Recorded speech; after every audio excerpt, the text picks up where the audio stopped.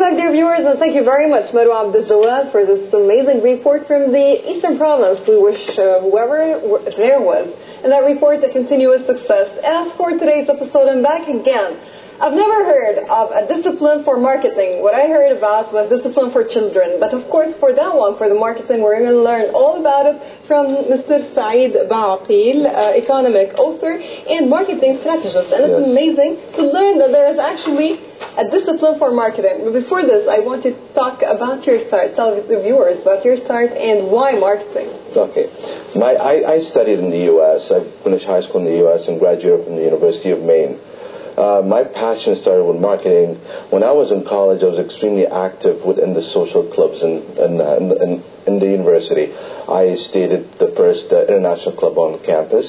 I promoted civil liberty in terms of foreign students were there. So what I did those days was I was forming little ads in my room. There was a lot of creative process involved.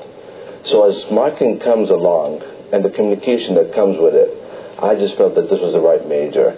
And once I graduated, it wasn't an easy road for me at all. I had to really process myself properly, learn.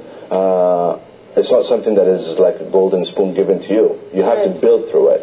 And through the past 19 years where I am today was purely a form of an educational process, reality experience marketing. Wow. And you came up and you are now able to define for us what is the discipline of marketing then? Okay, the discipline of marketing. Usually marketers, what they do is they look at the product. And when they look at the product, they look at the quality of the product.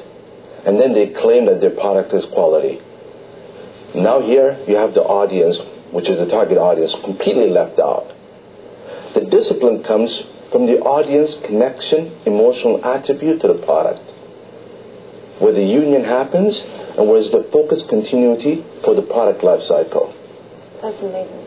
Now, if that product life cycle doesn't exist, consider the brand dead. So building loyalty, I mean, in conclusion, building loyalty with it is building the loyalty, but you cannot build loyalty but through communications. You have to be innovative. A strong bond. Yeah, a very strong bond. Think about it. In my book, I said it. There's 3 different elements. Decision, perception, and emotional attributes. Brands are like human nature. Products are like human. That's amazing. So the brands are like human nature. So how do we create a brand? You create a brand by finding what a need is, by fulfilling a need. I'll give you an example. You walk through a general supermarket alley. You walk into the beverage alley. How many water brands are there? Too many. Thank you. If I ask you right now how many of those do you remember, you probably go up and remember up to 7. But there's actually 35. What happens to the rest of them? They're all gobbling for market share. All right. Okay. So what happens to that market share? You're getting 2% of that market share. There's only a few brands that you remember. Only a few of those. Those brands that you remember are actually disciplined marketing products. Maybe they're more exposed to the people. Not only exposed, it's about categories. What comes first dominates the mind. It's the whole thing is the battle of the mind. When you sit here and I ask you, for example, first tissue, what would you say? Kleenex. Thank you.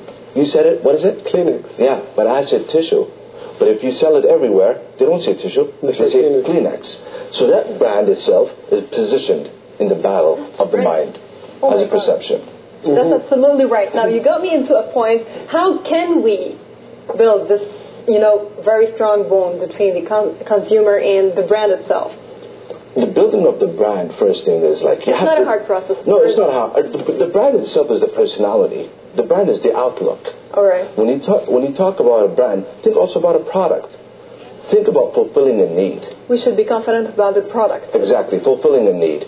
For example, look at the need that each segment of the market needs today. Okay. Build according a product. And build up the personality of the brand according to the demographic of the target audience and the psychographic. Then you have the connective tissue of the two. And what you infuse there is the emotional attribute. How emotionally is this brand? The like that you have. The personality of the brand. How alike is it to you?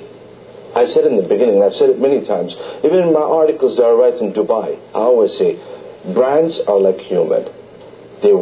They grow, and they grow in you. And they can only grow in you if the brand manager at any XYZ corporation understand that this brand has to be infused completely as an emotional process, as a perception, as a decision of buying. So do you believe when people only see the brand name wherever they go, as you say, it's positioned everywhere, and media advertisements, like, major beverage companies such as Coca-Cola and Pepsi don't need any more advertisements, but they're always advertising everywhere. Do you believe those kind of ads are just to position those brands in the market to remain on the top of the world? Without mentioning a lot of brands. Yeah. No, I like the two you just mentioned. If I'm allowed to mention those two as an example, okay, not.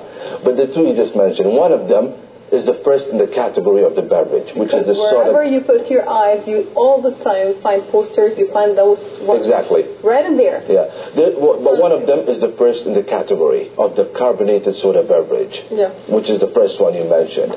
Being first always helps to spend less on advertising through the marketing mix of distributions and so on. The second one that came in, it competed back 30 years or 40 years in the same arena, but it moved differently. It started talking to the new generation, where the other one was called always classic. Yeah. It was known for the classic. Yeah. So it moved to the new generation. So it started targeting younger audience by endorsing, musician endorsing it, soccer stars endorsing it, all that. That is a PR platform, not an advertising. Does advertising bring results? Yes, advertising does bring results. But the question here is, as a brand, you cannot claim you're the best. Because consumers are really sick and tired of something called, I'm the best, I'm quality. Of perfection. I'm perfection. How often do you see a brand that says top quality?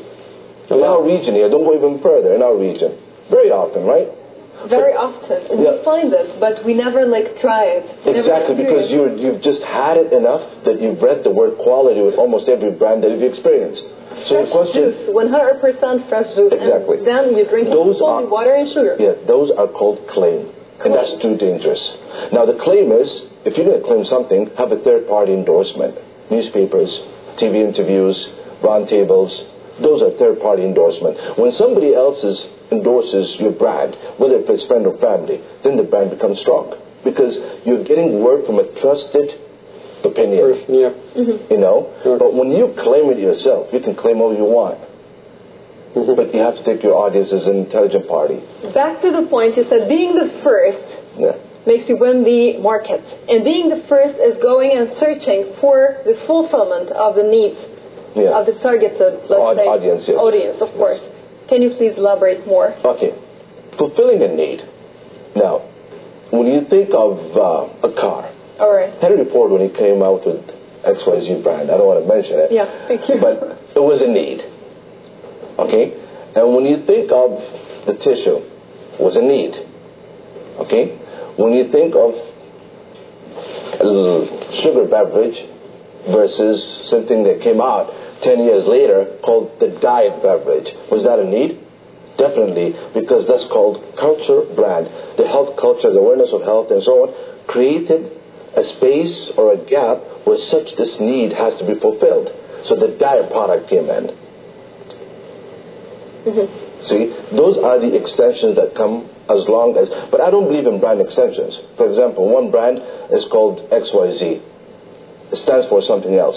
And then XYZ on another product. XYZ on another. Same brand name, those are brand line extensions. Don't work. You can only remember one of them. But there is an existing brand that sells its name for anything. I mean, if they just collected sand or in a bag and just they printed their logo on this, people would buy it because they love this brand name. And one of the most famous music stores has a very famous brand name, and it's in everywhere you go. That's exactly. Right. That brand name you just mentioned, for example, it was the first. But again, they extended in different other products. Like they came up with a beverage, they never sold. And this is why they have the success. Sarah, what do you think about this from Azubair, our first phone caller?